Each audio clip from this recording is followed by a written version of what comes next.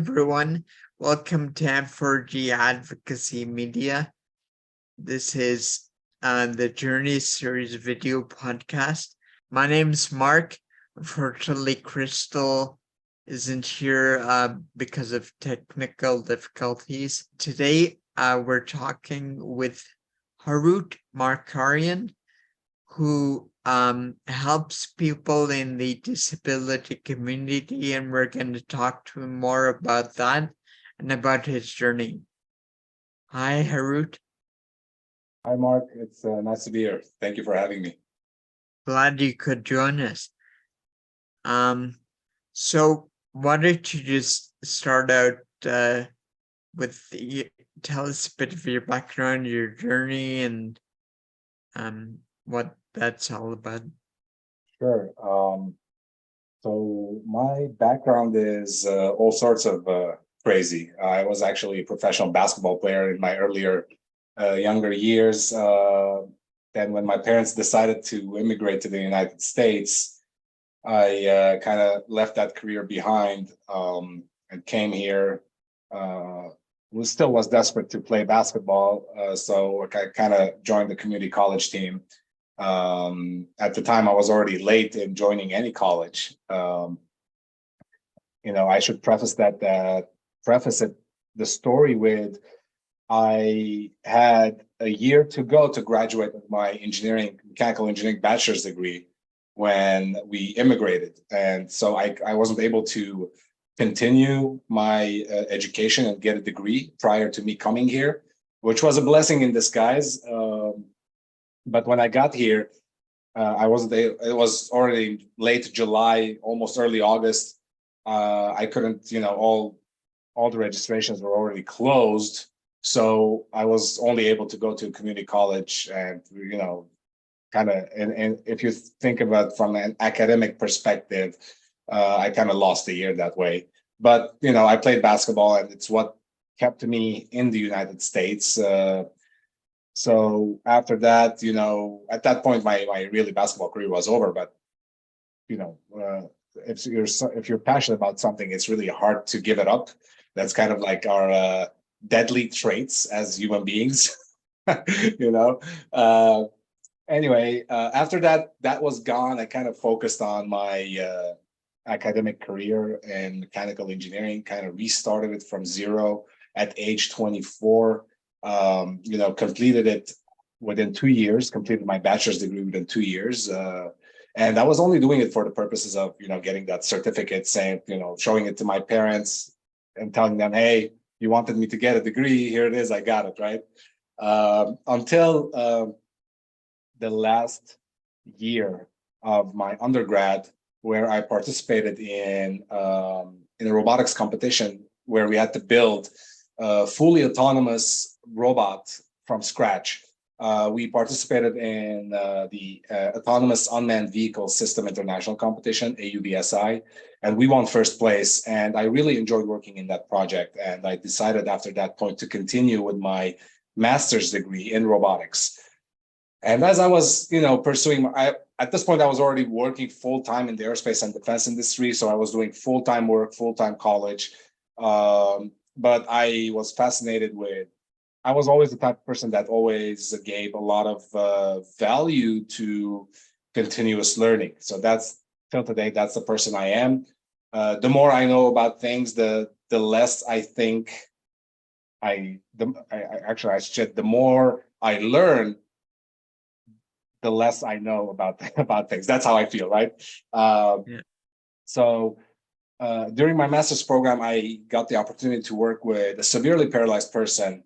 And the technology that we were using was BCI, brain computer interface. So what that did, it allowed the individual to propel his wheelchair through his thoughts.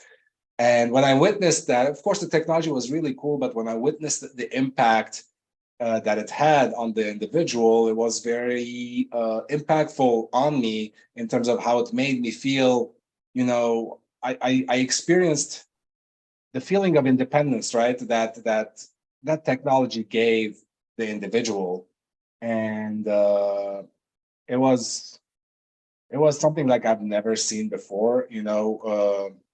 maybe I didn't even, before that time, I didn't even heard about independent living and what it meant, right? Or independence for people with mobility challenges. I didn't know what it meant, but at that moment, I wanted to know more about this. At that moment, it was the first time I said to myself that one day I'll start a company, a robotics company, delivering similar products to increase independent living and accessibility for for the community of people with disabilities and whoever else needs it, right? Because at one point in our life, we're all tend to come permanently or temporarily disabled. And of course, at that time, I was like, it was a thought in my mind. Nothing happened until later, a few years later, when my grandparents became completely dependent on caregivers due to stroke. Their mobility was very limited to not say non-existent. And I saw what kind of emotional impact it had on them and on everyone around them, really. Forget about the physical challenges, but the emotional, the suffering of the emotional well-being, what took a toll on everyone, including my grandparents, right? That was more damaging to their health than the physical limitation. And we went through kind of both my grandfather and my grandmother. They kind of they were both at that situation together. Unfortunately, my grandfather passed away a couple of years ago, and now my grandmother is still in that situation. So at that time, we tried to find adequate care, whether it was in the assistive technology, assistive devices side of things, or caregiver or efficient and affordable care for them. And of course, the family is like non-paid or unpaid caregivers, right? That that a lot of family members do in these situations. And at that point, I say, okay, this is the point where I start my company. And I try to look into the various assistive technology, assistive devices that are out there. How impactful are they? And because we couldn't find anything that helped my grandparents to live a better life in so many words with her situation or his situation in the case of my grandfather. So at that point, I said, I have all this education, knowledge, experience, and all this passion in me. I have to put it to good use. And that good use is hopefully be able to help individuals with mobility challenges live better in many ways, right? But I didn't know what that meant. So I didn't know how I can possibly accomplish that. And I wasn't a person that understood the community of people with disabilities well, because the only exposure I had, at least in my mind at that point, were my grandparents, right? And I didn't want to be one of those individuals where sits behind a computer, reads few articles, and claims that he understands the people, right? So what I did, I went on, visited many people with various disabilities to ask them about what can someone like me do to assist you in living better, right? And that approach actually was very welcomed, especially amongst the community of people with disabilities. The more people I talked to, the more welcoming I felt. And people were eager to talk to me because I was partnering with them to find a solution together, rather than forcing a technology down their throats in many ways, and they expressed their dissatisfaction on the current situation of whether it's disability, elderly, the caregiving side. So it's kind of very it was very sad in many ways to hear all the challenges and all the opportunities at the same time that existed in bettering people's lives with, you know, fairly simple ways, right? So we don't have to reinvent the wheel, but we can do small stuff that can really make an impact on somebody's life. So that became my mission, you know, to figure out what to do to make people live better. And you know, the company's name is Markbotix.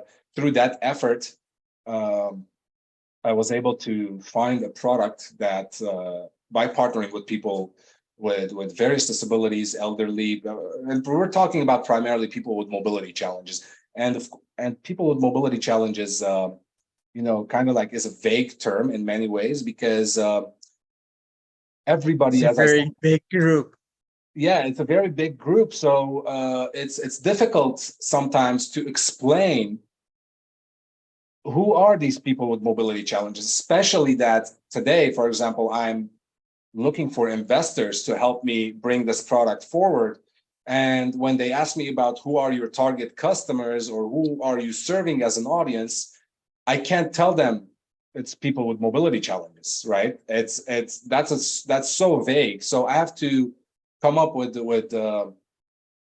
other ways of expressing that. Although that people with mobility challenges is very true, but I had to kind of like focus it a little bit more. So I'll stop here and see if you have any questions because I feel like I talked a lot.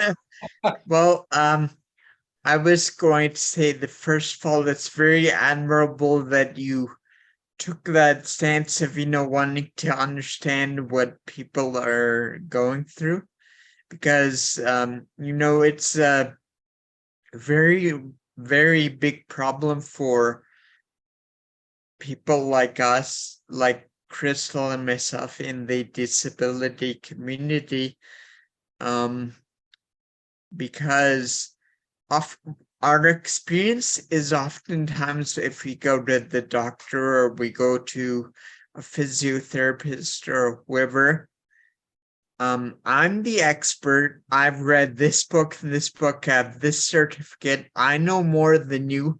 Therefore, this is what we should do.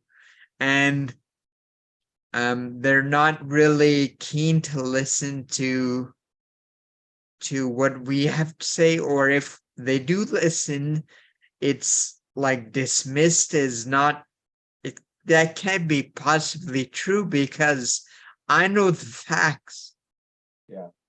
right?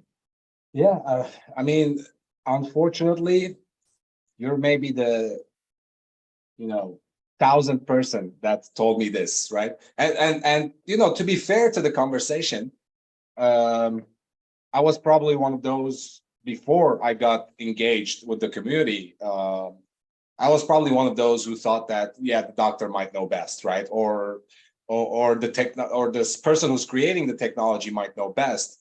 But after my efforts in trying to understand people, especially people within the, you know, mobility challenged individuals and community and people with disabilities, I came to realize that this is a lot bigger problem than I thought it would be, right?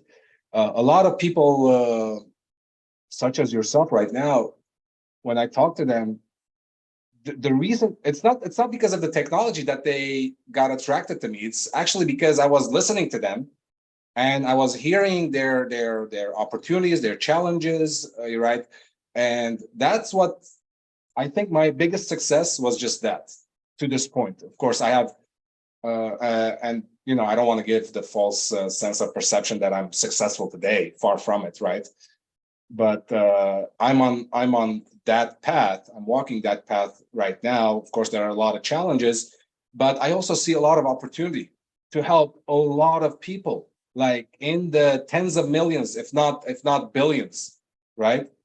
Um, and we're not only talking about people with disabilities, right? People with disabilities, as I'm sure you know, they're the largest minority group in the world.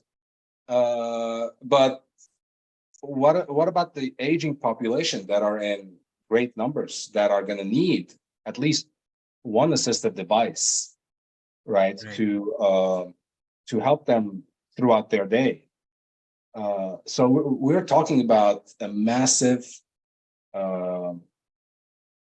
population in need of support, and there aren't, at least I don't see any direct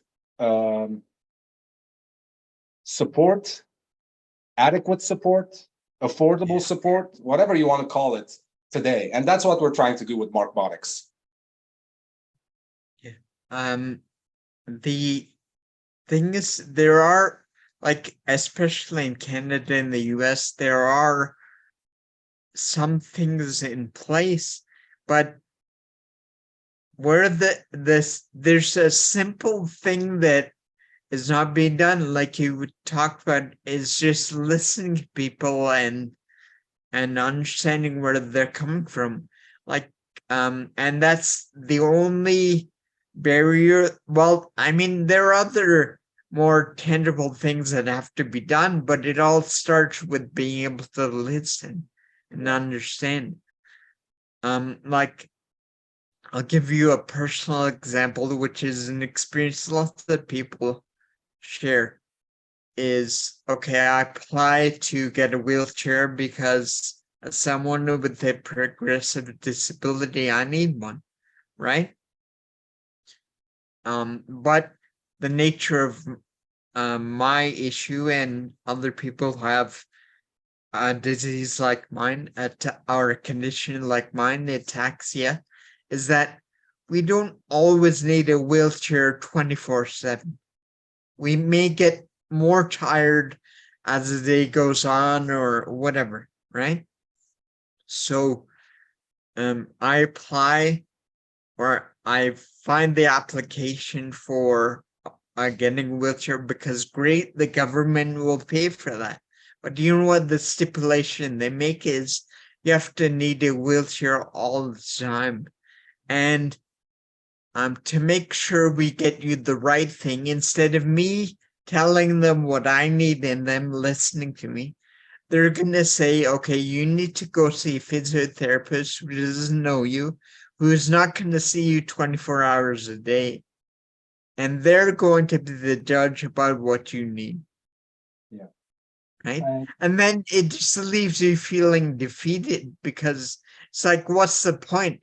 And then it's coupled with a bunch of different problems. The government doesn't pay enough, give you enough money to live, and then now, because you're not going through the application process, you're left to pay for a wheelchair yourself, which is taking money away from money you need to live. Yeah. Yeah. No, And I it's 100% downward understand. And again, as you said earlier, it's an experience that is shared pretty much by anyone in your situation. And again, I didn't know that, right? My efforts and energy that I put in to go out there and understand the people that I want to serve kind of educated me along the way. People such as yourself, people like Vince and Eileen and Eric, who became dear friends of mine, educated me along the process on different challenges that people with disabilities have to go through just to get like something as simple as a wheelchair, right? And I understand the other side of a thing, because ultimately everything is a business, right? It's sad, but it's true. Everybody will, the reason they are sending you to the physical therapist is because the system is set up in such a way that, okay, along that process, the physical therapist is getting paid and the assistant is getting paid, and then the wheelchair company is getting paid. And then I don't know who else in that process is also getting paid, right? So there's a track that, you have to follow. So everybody that, touches hand in that process gets paid. And unfortunately, that leaves you last. And it's definitely no means an efficient process. We all know it. The government knows it. So it's a big battle that we're really fighting here. And that's why I decided to tackle this problem in many ways. Kind of take that. Now I don't want to say it. Well, I don't want to say it the way I was thinking about it. Might be understood wrong by other people. But I wanted to give the power to the individual, right? And when I heard the challenges with the pay, right, that most people with disabilities are living at or below the poverty line. So I was like, okay, if I'm going to do a robotic, device, what would it be a price point that people can afford without going through the insurance, right? Without going through the government, and these all are considerations. They're big challenges for us, of course, because ultimately we're a company that we want to make money, right? If we don't make money, we can't really support and add value to our target customers. So all these things are considerations and challenges for us to tackle and solve, which I am willing to do, right? Because I see the gap, I see the benefits, and I see the huge potential that we can have on a big population that can live much better, and I believe that I'm able to do that, and that's why I'm on this journey. So like one of your passions or is robotics, right? How do you like how is the pursuit of robotics related to tackling this big problem? Like how is it complementary, do you think? So I think my biggest passion is just being a good person these days. I don't think robotics is my biggest passion. Robotics is something that I love. It was a passion after I lost basketball. It's something that kind of grounded me again in terms of like, okay, I have something that I enjoy doing now, which is robotics. But then when I got into this work, the relationship that I had with the people, that was the passion. I've been working on this for 2 years. Haven't made a single dollar from it. But every person I met along that journey, which were a lot of people, just impacted my life in ways that I could have never imagined, and that really became my passion. My passion is no longer robotics. My passion is, being an ally to these people, impacting people's lives through robotics that I happen to know in many shape or form. That's how I categorize my passion. So it's not the robotics that is being adapted to the people, or actually, it's not the people who are being adapted to the robot. It's the robot that is being adapted to the people's need. So I look at the person and I see what I can do to help them with my robotics knowledge. That's how I approach this. And how do you think that your journey so far leading up to this point has prepared you to help help the disabled community through So, the work you're doing? so as I said earlier, the people that I met throughout, I partner with them to find a solution together rather than, offering, technologies from an outside perspective, right? And today I know I have something very valuable that, that can be of great support to people with various disabilities, including the elderly. right? Even including people who have non-visible disabilities, including people with chronic diseases. And again, I just stumble upon this because I took the time to talk to the people to understand what their needs are. And through that effort, we found G.R.A.C.E, and G.R.A.C.E stands for Ground Robotic Assistant for Care Enablement. And we believe, when I say we, I mean myself and the people who supported me from the disability community to come up with this technology.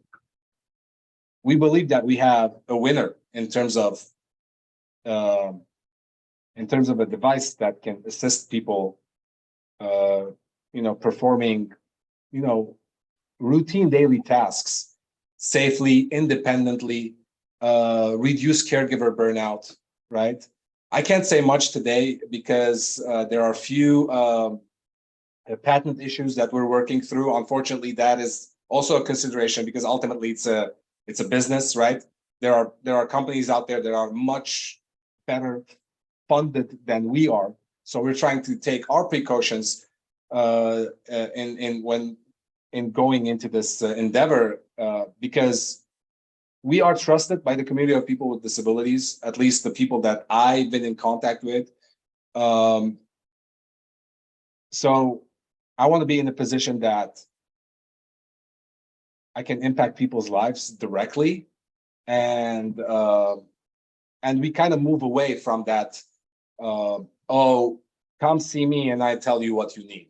No, I heard the people, and we designed the solution together, and which fits the needs of many people with mobility challenges, regardless of their ability or disability, which the design revolves around universal design, right? Universal design principles, which is critical in our line of work. As you may know, universal design principles, not everyone thinks about when offering a solution, especially to people with disabilities.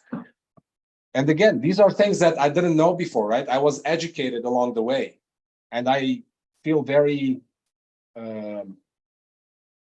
humbled and lucky to have had that education, which happened outside of the classroom, right? So where we are today we have a product that can serve many people with various abilities and disabilities. We are looking for investors, and we can't wait to release that product to the market. It sounds like, well, obviously, if you get the right investment, like by some miracle you get that tomorrow or something, how far is the product along in development? So the product is fully designed and digitally, right? So it's just a matter of us transferring those designs, which we call CAD files. I don't know if you know what CAD files are, right? Yeah. So for those who don't know, it's just like there are tools like SolidWorks, Creo, CATIA, things that you design environments that you design any electromechanical devices and robots. And so we have that design fully completed. It's just a matter of transferring this files to our contract manufacturers to build it. So if we get an investment, let's say this month or next month, we can release the product by early next year. That's cool. So what are the next steps for Markbotix, and where do you go from here? So our immediate focus is getting that investment. As you mentioned, it's important to understand that we are looking for a strategic investor who really understands what we're working on, right? and who we're impacting and how big the opportunity is here. Because I've read through a lot of research papers. Yeah, they say there's an untapped market in that is the people with disabilities, which other companies have tried to address. They say that people with disabilities have a disposable income of $490 billion, right? Of course, all these are metrics, right? These are metrics that have been put in the research papers. And I believe they're there because people have wrote these papers through their frustrations of not receiving that adequate care to live the life that they deserve to live, right? Like everyone else. When we talk about accessibility, we talk about kind of leveling the playing field for everyone. We're not asking for favoritism on one side of the aisle versus the other, right? We're just bringing everyone to the same level. We're just giving everyone the same opportunity to live the life that they want to live. So for Markbotix, our immediate goal is to find that right investor, which I believe I have a feeling that it's going to happen within the next month or so. And after that, we have other projects in mind that also came from me, engaging with people from the community, which is the air travel situation. And you know how big of a challenge air travel is for people with disabilities, people with mobility challenges. So we have a project in mind for that as well, although that's further down the line. So that's kind of what the next steps are for us. So Harout, tell us where people can reach you if they want to know more about what Markbotix is working on. So they can go to our website. That's kind of the home base for everything we're working on. And the website is markbotix.com, and Markbotix is spelled MARKBOTIX.com. And you'll find everything that we're working on there. You'll find my background, my co-founder's background. And really, we have a great team of people working on this project, including the advisors such as Vince and Eric and Eileen, right? And Dan Hodges. I forgot to mention that I even talked to blind people. So the technology that we're developing, the G.R.A.C.E, the ground robotic assistant for care enablement, will also serve blind people.